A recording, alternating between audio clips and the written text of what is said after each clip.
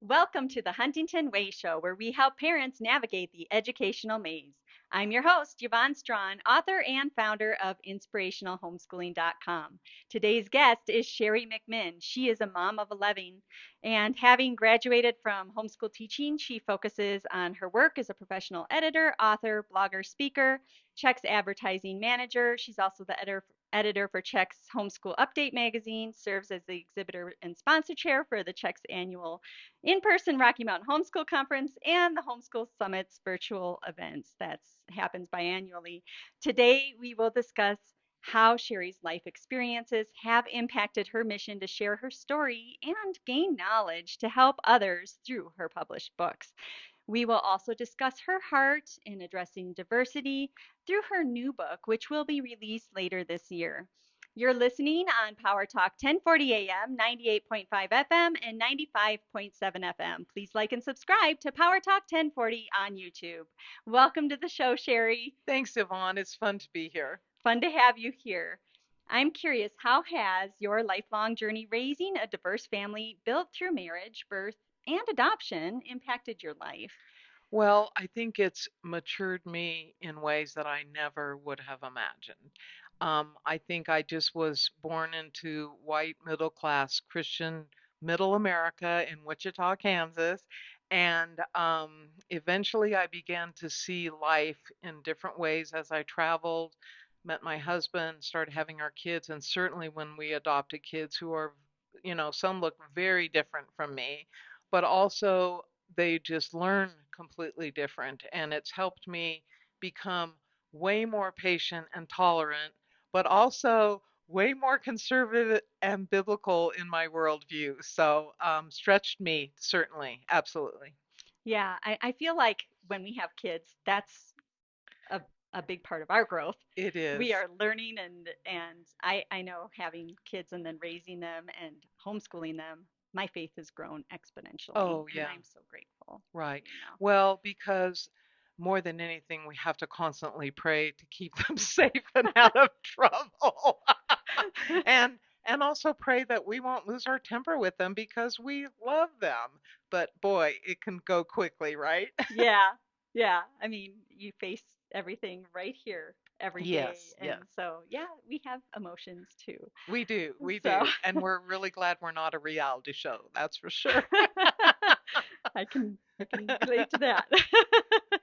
Oh, so you have written 4 books, hmm being impacted by so many different things in life. So can you share a little bit about each of your books? Sure, sure. Well, my first book I wrote, Stretched Yet Unbroken, is about our family's 5 generation legacy of Christian faith and how that got my great grandparents who immigrated to the US, how that got them through very difficult times establishing homesteads. And then my grandparents, how wonderful they were. And then my parents and my husband and I, and now our kids. And really, it's 6 generations because now I have grandkids. But it's just a book about common America. My favorite book series is the Ralph Moody.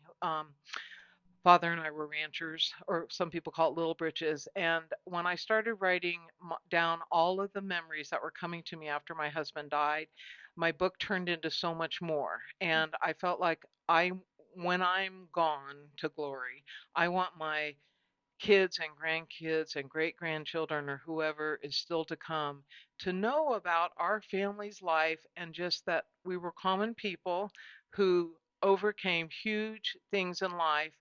Marriages stayed together, and people went from dirt poor to successful, but they were godly Christian people who really reached out to other people and helped their communities. And so I loved writing that book. And while I was writing it about my husband and my own family, then other relatives sent me, handwritten things from like 30 years ago that somebody was going to write a book and they never did. And they died, and now here's their manuscript. It's like, okay, I'm putting that in my book. So it really is, if you like history, it takes place all through the Midwest, and from the 1800s on. And it's just a fun book, but it's very inspiring. And then it has chapters about our life and adopting kids and that kind of thing. So I just hope it inspires people. And one of my children says it's still their favorite book, you know. So, and then the next book I wrote was on adoption, and my husband had encouraged me, and I'd forgotten about it. And when I opened up my computer to, like, okay, I'm going to finally write a book on adoption, there it was all completely outlined. And I had done that like 2 years before my husband passed away, and I just didn't even remember. So that's my big 450-page book all about adoption. But the thing of it is, nobody talks about the hard stuff in adoption. They talk about how wonderful adoption is and how Christian families should adopt and blah, blah, blah. But nobody says, okay, my kid is a chronic bedwetter and she's 14 years old. What do I do? Mm, Or my child is acting out in totally inappropriate ways. What do I do? And what should the church do? And what should families do to surround other families? So it's a really good. I even got an endorsement from Vodi Bakum. I was totally excited about that. And then my next book was written during a very difficult time in our lives. My adopted daughter was, she died suddenly. She was actually murdered in a drug cartel hit. She made poor choices, wrong place, wrong time, and we had 2 years of court proceedings, and I was completely depressed. I've never been depressed in my life. I was completely depressed. So I thought, okay, well, I'm going to write a cookbook. Doesn't that sound fun? So just at my kitchen table with my cell phone, I wrote a cookbook, but it has all kinds of fun things about our farm animals, and everything's organized by what type of meat it is, but it also just talks about my daughter's life and how she loved food and mm, she loved to share food. She had just such a wonderful, godly heart inside a fragile exterior. So that mm. was fun. And then my latest book that I finished 2 years ago, takes me 2 to 3 years to write a book, Yeah. was on death. And the reason I decided to write that is when I was a widow, um, there were no books on death for widows that I thought were actually helpful and practical. And some of them were written by men, and I'm thinking, what? I'm sorry, a widow is different than a man, you know. Mhm. So I wrote this book, and I tell people, you know, read it when you're ready. If someone has died, read it when you're ready, but just cry along with me, because crying is a mechanism God gives us to process our grief. And there's stages of grief that you have to go through. And if you're a parent and you've lost a spouse, then you have to help your kids grieve. And that was very difficult. And then a few of my friends wrote guest chapters on what they have dealt with in death. A sheriff friend of mine talks about when death is an emergency. A widow friend of mine talks about suicide, that type of thing. And then my next book we can talk about too when you're ready. Oh, yeah. I want to know what inspired you to write this new book. Okay, well, my new book, which is going to launch this fall, I thought it was going to launch this summer, but I've just got too much going on. It's called Embracing Diversity as a Family, Preparing the Next Generation to Flourish. And the reason I decided to write this is because there is such a hateful narrative out there about any diversity, whether it's about people's age or their shape, you know, their body type, um, or their skin color. It's just so much hateful narrative out there. And some pastors, Christian pastors, have written books on it, but I wanted to talk about it as a mom. I have faced a lot of different um, negative looks and certainly negative comments about my very diverse family. But having a diverse family has so enriched my world. And now that we have so many immigrants coming from other countries as refugees, and we have, I really don't use the term race because I think we're all one race, like Ken Ham says, we're one blood, but different ethnicities and cultures and skin tones. And some of my children have married outside our normal white Christian middle class culture, and those in laws of mine enrich my life so much. And so I wanted to talk about diversity as a positive thing and how we can raise our kids to embrace who they are and embrace people who are different from them. Oh, this is great, Sherry. You have such great books that really help people in all kinds of stages of Yeah. life with all kinds of matters. So, thank you for sharing your story, your experiences, your inspiration for all of these books. When we come back, Sherry is going to share some season guidance for raising future generations to navigate diversity, equity, and inclusion from a biblical perspective.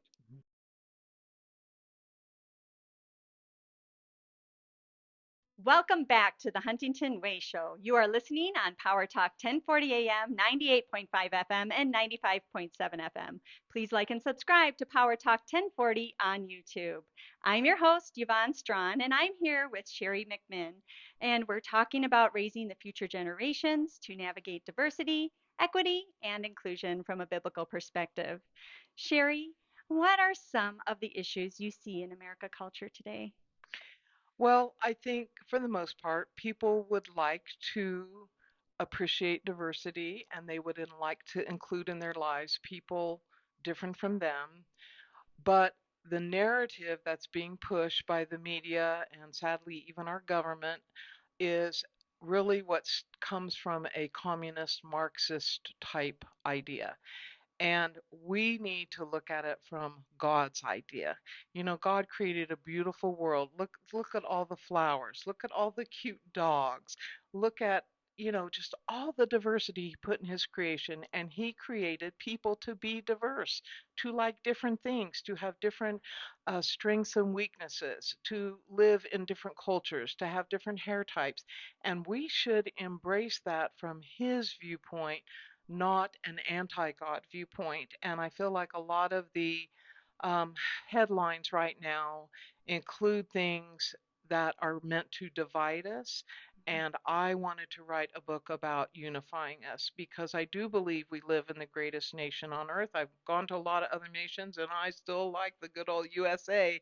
And I don't want people to destroy it. I want us to really work together to welcome people from every tribe, every tongue, every nation, as the Bible calls us to. Oh, that is absolutely beautiful. And I think every one of us could really enjoy what you have written here. I can't wait till it comes out. I can't wait to finish writing it. Oh, so, you're talking about all of this narrative and us as parents, we can do something to help. So, what is your advice? How can parents be proactive in parenting their children to make a difference, raising future generations to navigate the diversity, equity, and inclusion? Well, I think there's some overarching ideas that are worth considering. First of all, I think everybody really needs to read the Bible, and you need to read it from the beginning to the end. And you see the heart of God definitely in the Old Testament trying to constantly protect and provide for his creation of man. And then in the New Testament with the coming of Jesus and then ending in Revelation, God wants everyone to know the gospel. And I think as a family, more than anything, having a Bible devotion every day is really important.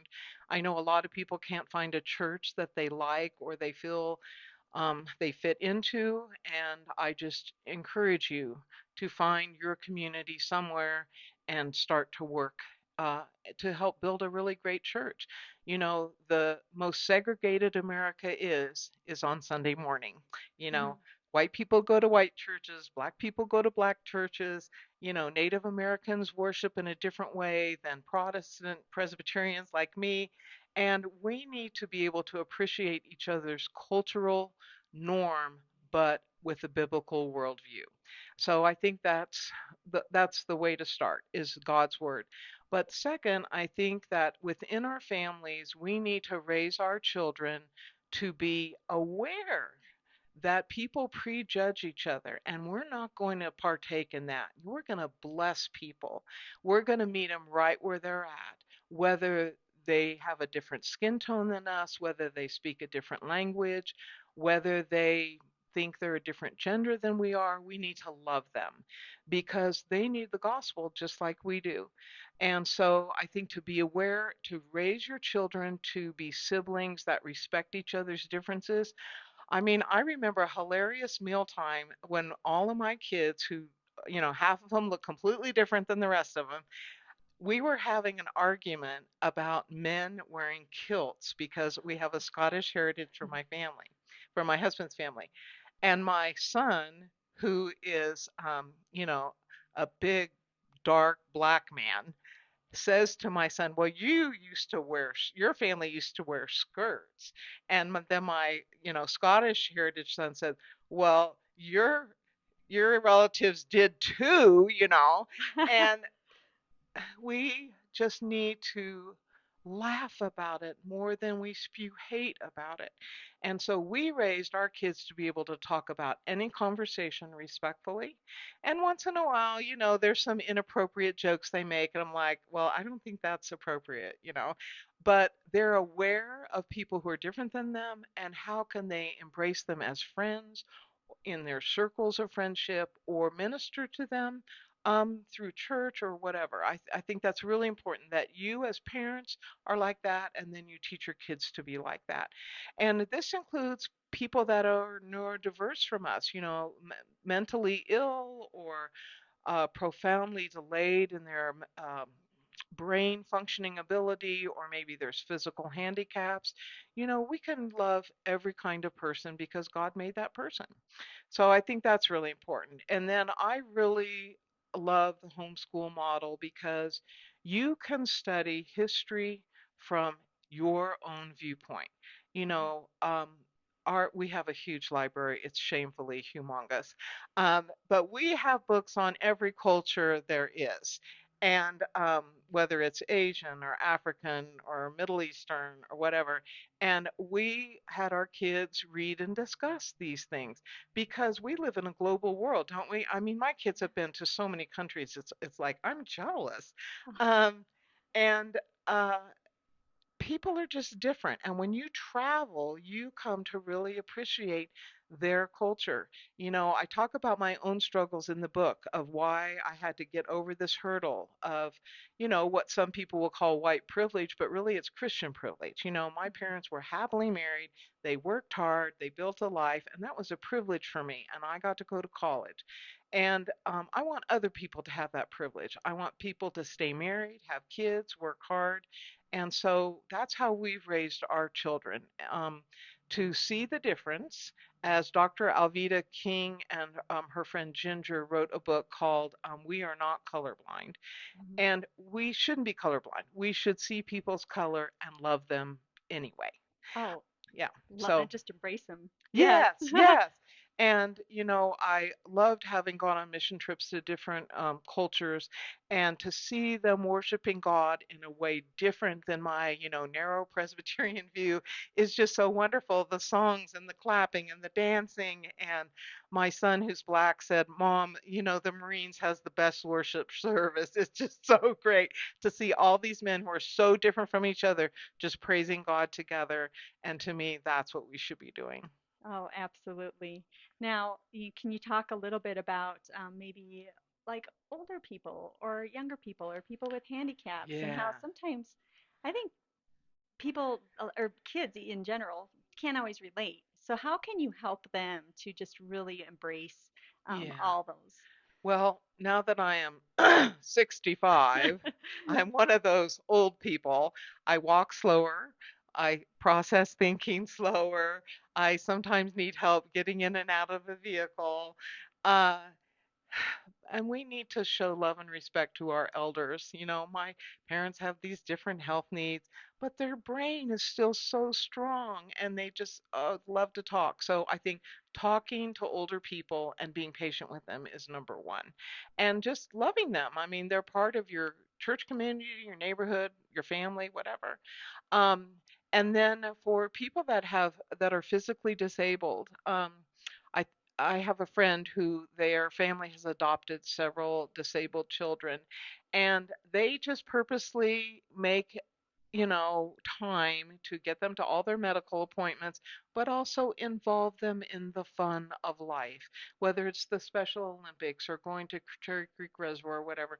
I think that we need to include people, and I'm grateful for the ADA laws and how people can be out and about. And so, yeah, if somebody is blind and they're using a cane, number one, stay out of their way so you don't knock them down. But number two, say, do you need help crossing the street? Let's talk to people. I hated COVID because of masks. We couldn't talk to each other, we couldn't see our smiles. So now is the time to smile at people and to help them. And, there's a whole group of people in modern culture who despise children.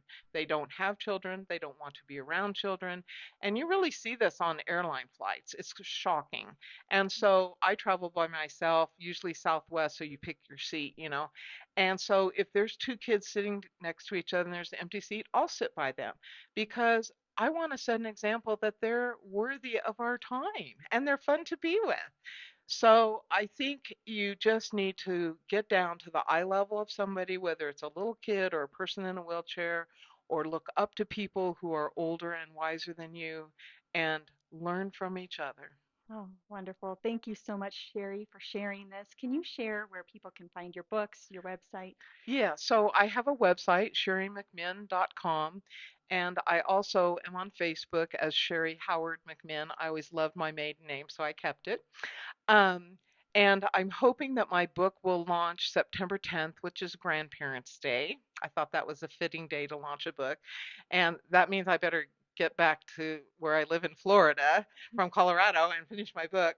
But what I love about my book is it has over 200 resources, nearly 100 books I've read, over 150 films that I've watched, either documentaries or major motion pictures that a couple or and some are kids that kid level movies that you can watch to really learn to see the world through God's eyes and how when we are different from each other there can be conflict but there can also be resolution. That's my favorite part of the book, was watching all the movies. um, and also just a lot of recommended resources that can be used for homeschooling or just parents gaining more knowledge by reading books. So sharymcminn.com. And if you follow me on Facebook, then I'll announce my launch then. Hopefully it's September 10th, but maybe not till October. We'll see. And then I hope to do a number of radio and podcast interviews. So find me on Facebook, Sherry Howard McMinn. I do have some conservative rants, so just scroll through them if you don't agree. Wonderful. Thank you for sharing your guidance on raising future generations to navigate diversity, Hmm. equity, and inclusion from a biblical perspective. You bet. This is Yvonne Strachan, today's host on the Huntington Way Show, where we help parents navigate the educational maze. Thank you for joining us.